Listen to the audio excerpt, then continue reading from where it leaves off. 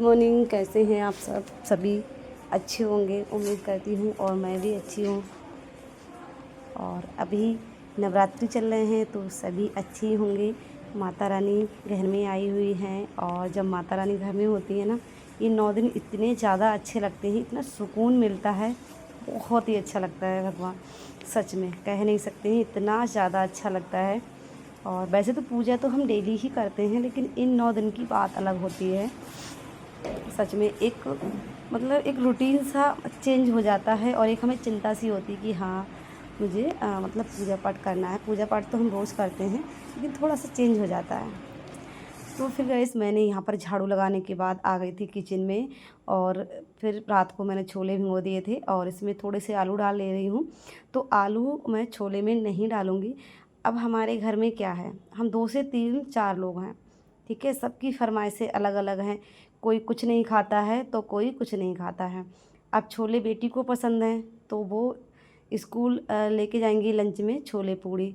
बाबू छोले नहीं खाएंगे, तो उनके लिए हम आलू रोटी बनाएंगे। भाई साहब वो तो पूड़ियाँ भी नहीं खाते हैं, पता नहीं कैसा बच्चा है। एक पूड़ी बिल्कुल भी खाना पसंद नहीं करता है।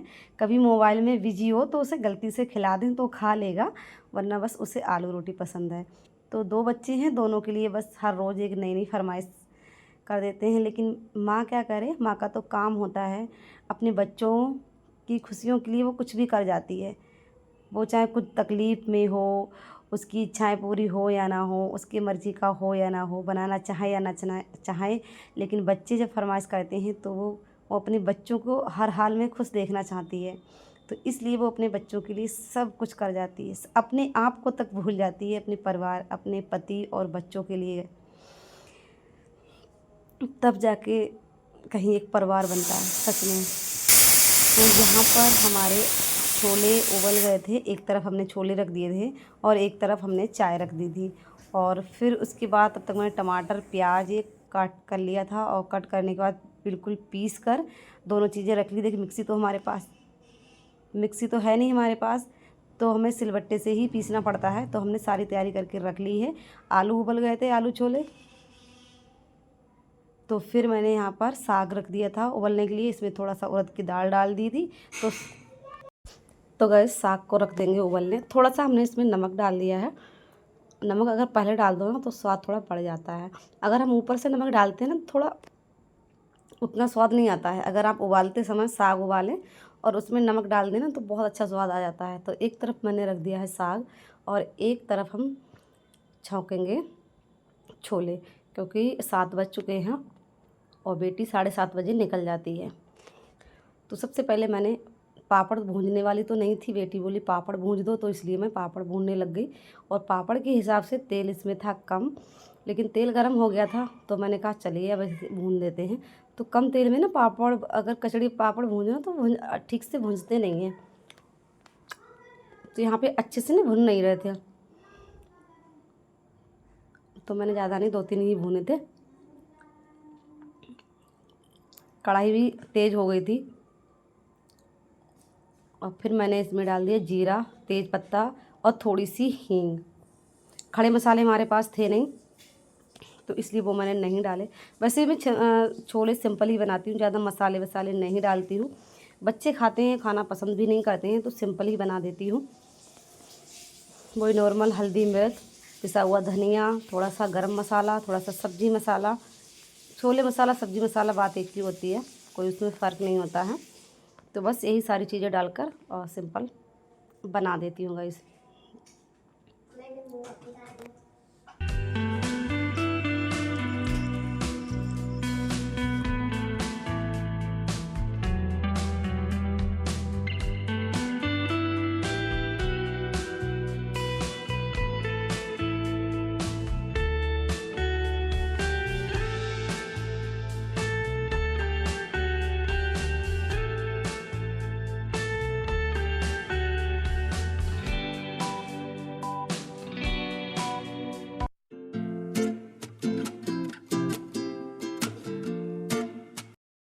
तो गैस छोले छौंकने के बाद फिर मैं छीलने लग गई थी आलू।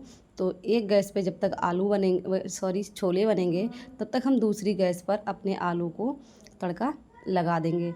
और शायद छोले भी हमारे बन चुके हैं।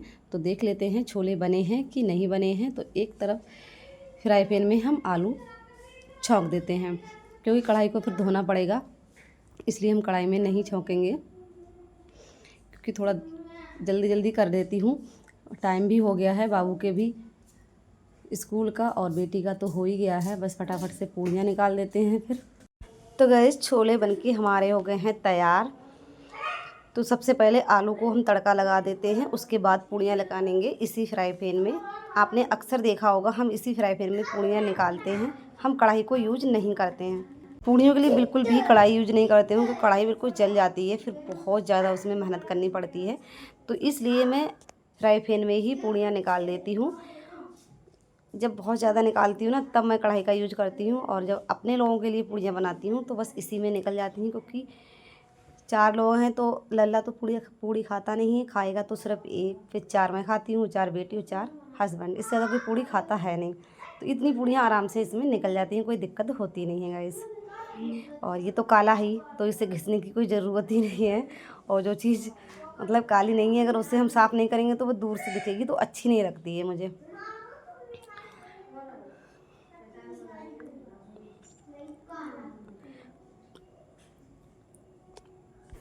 तो गाइस आलू हमारे यहाँ पर बन चुके हैं, और अब हम निकाल लेते हैं पूड़ियाँ।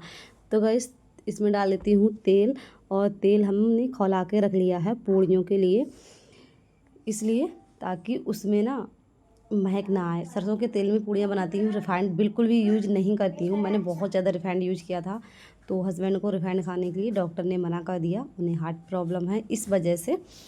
तो अब मैं सिर्फ सरसों का ही तेल यूज करती हूँ। तो इसलिए पूड़ियों के लिए मैं तेल इकट्ठा उबाल कर रख लेती हूँ, मतलब खौला के, ताकि उसका जो कच्चापन है वो निकल जाता है, और फिर पूड़ियाँ एकदम सफ़ेद बनती हैं और ना ही तो पीली होती हैं।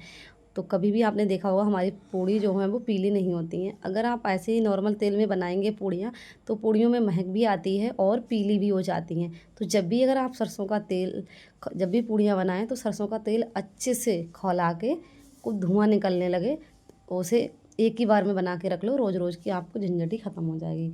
तो मैं पूड़ियों के लिए खट्टा ही तेल रख लेती हूँ अलग से बनाकर। बेटी के लिए पूड़ियाँ निकाल ली थी, बाबू के लिए रोटी सेक रही थी, क्योंकि एक पूड़ी खाता है तो एक रोटी खाता है। किसी को छोले चाहिए तो किसी को आलू चाहिए, दोनों को अलग अलग फरमाइश है। भाई पसंद नहीं है तो क्या करें, बच्चों के लिए बनाना पड़ता है, नहीं तो भूखे रहेंगे।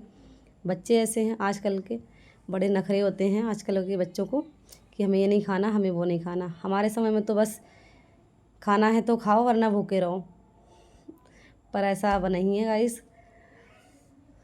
तो यहाँ पर मैंने 2 रोटी सेकी थी, एक बाबू को दे देंगे और एक रख लेंगे, गाय आएगी उसको दे देंगे।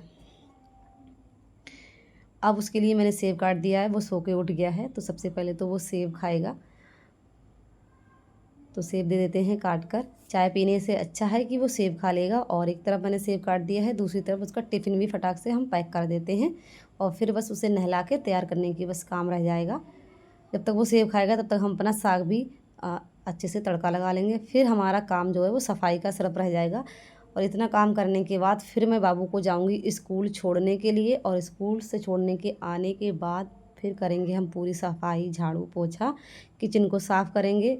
फिर उसके बाद हम नहाएंगे। और आज काफ़ी ज़्यादा लेट हो गया, इतनी सारी चीज़ों को बनाया, और मुझे भूख भी बहुत ज़्यादा तेज़ लग रही है, लेकिन मैंने नाश्ता भी कर नहीं सकते हैं, क्योंकि जब तक पूजा नहीं करेंगे कम से कम तो गैस नवरात्रि में मैं बिना खाए ही पूजा करती हूँ।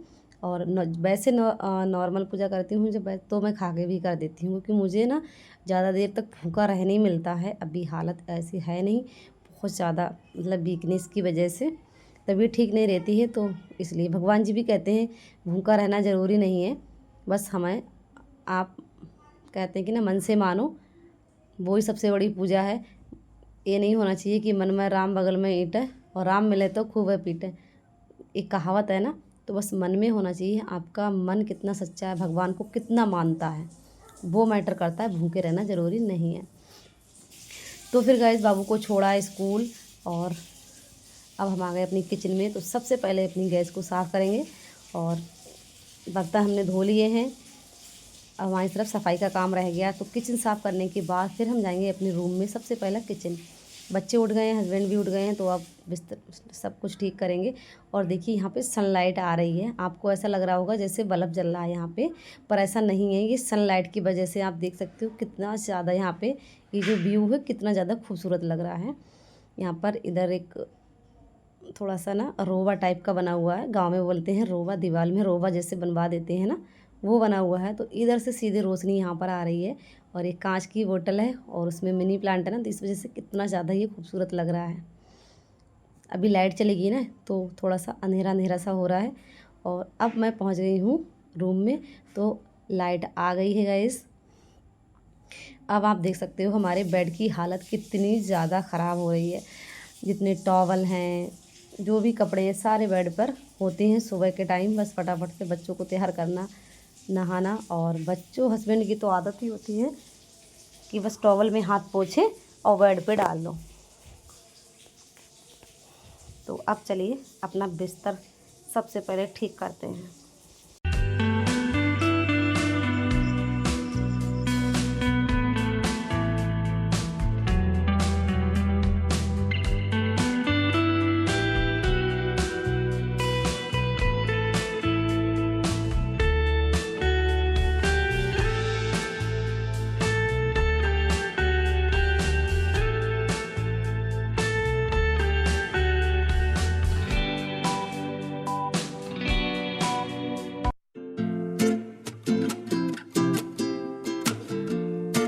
तो गाइस फाइनली हमारा बेड है वो क्लीन हो चुका है, देख सकते हैं अब कितना ज़्यादा अच्छा लग रहा है और पहले कैसा लग रहा था।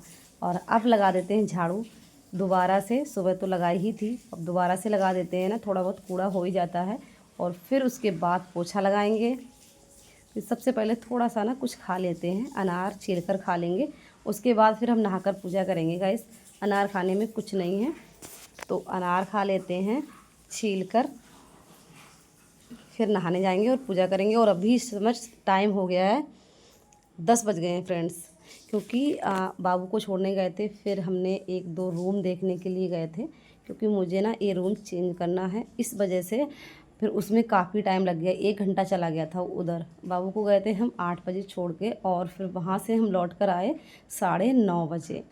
पूरा 1 घंटा चला गया उसमें रूम देखने में।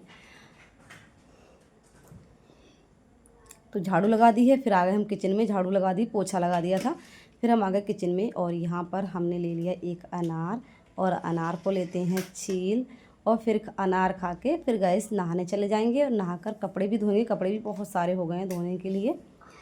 और उसके बाद हम कर देते हैं पूजा। तो फ्रेंड आज की वीडियो बस यहीं पर हम करेंगे अपनी एंड। तो वीडियो कैसी लगी कमेंट में ज़रूर से बताइएगा फ्रेंड्स। अगर ज़रा से भी पसंद आई हो तो लाइक शेयर करिएगा, कमेंट करके ज़रूर से बताइएगा कि आप लोग हमारी वीडियो कहाँ कहाँ से देखते हो, तो हमें ना मौका मिल जाएगा आपको थैंक यू कहने का, और हमें भी तो पता चल जाएगा कि आप लोग हमारी वीडियो को कहाँ कहाँ से देखते हो। तो कमेंट करके बताइएगा ज़रूर कि आप लोग हमारी वीडियो कहाँ से देखते हो।